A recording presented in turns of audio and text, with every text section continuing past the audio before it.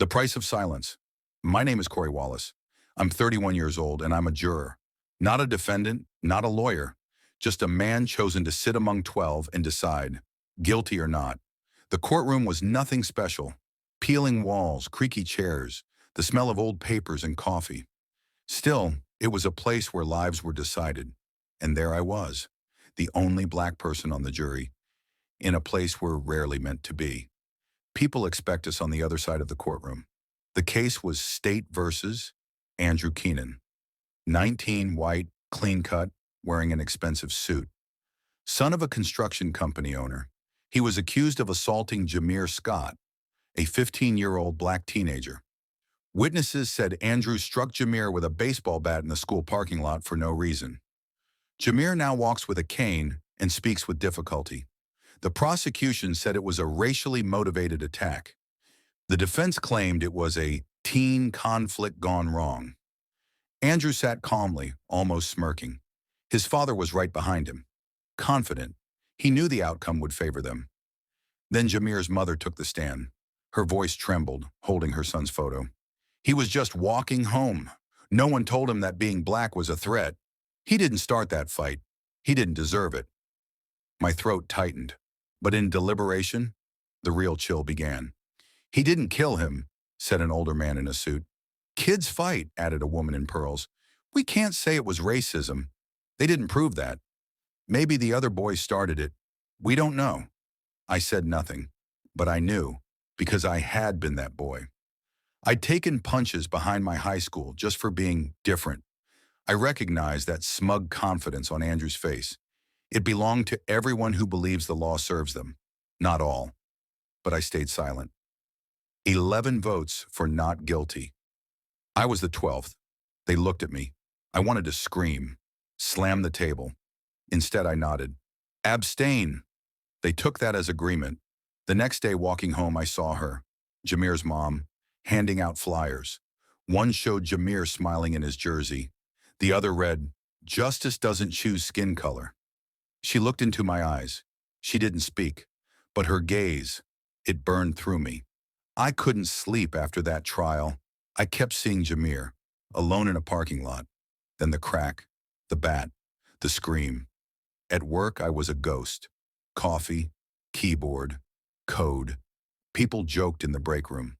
I thought, would they vote the same if it were their son? 3 days later, a letter, real mail. No return address. Inside, a photo. Jameer, in a wheelchair, his mom beside him. The note said, "You were in that room. Why did you stay silent?" I stared at that photo for 10 minutes, then looked in the mirror. Because I was scared, because I thought silence was safe, but silence is complicity. I opened my laptop. No script, no edits, just me. I'm Corey Wallace. I was a juror in the Andrew Keenan trial. I knew what happened. I knew it was racial, but I stayed quiet. That was wrong. Silence kills. I uploaded it. I stayed silent. Not anymore. 20,000 views overnight, then 120,000. By the weekend, over 500,000. People wrote, "You're not alone. Too little, too late. Maybe this can start something." I've been there. Then came more. Other jurors from other trials. People who had stayed silent, but didn't want to anymore. I made a series, Voices of Silence. Then the pushback came. A lawsuit from the Keenan family. $5 million. Then HR called me in. Too much attention. You'll need to resign. I was fired. Then came the cops. They claimed I assaulted a clerk. A blurry video. Enough for an arrest warrant. 3:47 a.m. flashlights. Knock on my door. Handcuffs. No explanations. They feared my voice. The jail cell was tiny, 2 meters wide, concrete walls, no calls, no lawyer. An officer whispered, "He's the one stirring everyone up." But then, noise outside, chanting, "Free Corey!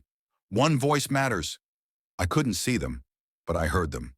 Thousands. I wasn't alone. A lawyer visited, sent anonymously, paid in full. "You've got national support." The next day, I was released. Not because they dropped charges, because they couldn't contain it. Outside, faces, black, white, young. old. Signs read, "The price of silence is too high." I couldn't speak, but I knew, no more silence. I recorded again. They tried to break me, but I'm not alone anymore. Then others spoke out. A woman from New Jersey, juror in a rape case.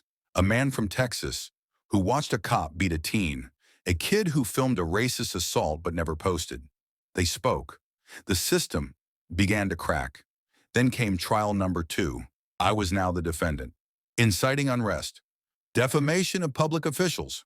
Endangering public order. You knew your video would cause chaos, didn't you? No, I said. I knew silence costs lives, and I won't be silent again. My lawyer, he spoke truth. Now they want to punish him for it. Court isn't about truth, it's theater, and power plays the lead. Outside, protests. Inside, pressure. But then, something happened. Jameer's mother stood. We want this case dropped. He's the only one who stood by us. One by one, others rose. Lawyers, victims, even a court guard. The judge paused. Case dismissed. Mr. Wallace, you're free. Life didn't return to normal. I had no desk job to go back to, no privacy. But I had something else, a voice. I started a foundation. One voice, teaching jurors, sharing stories, supporting whistleblowers. Jameer walks again, slowly, speaks more clearly. He recently told a school assembly, "Don't fear being the one who knows, and don't be ashamed of being the one who speaks." I'm not a hero. I just stopped being quiet.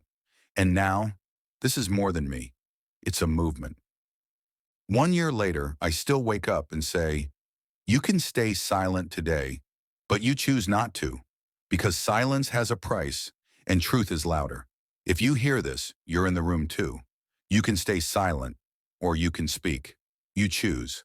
Now you know. It's worth it.